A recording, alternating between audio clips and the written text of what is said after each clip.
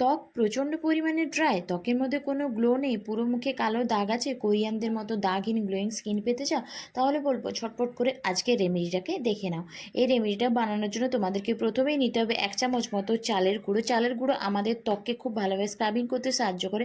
এর সঙ্গে মেশাতে হবে 1 চামচ মতো অ্যালোভেরা জেল। অ্যালোভেরা জেল আমাদের ত্বককে স্মুথ রাখতে সাহায্য করে।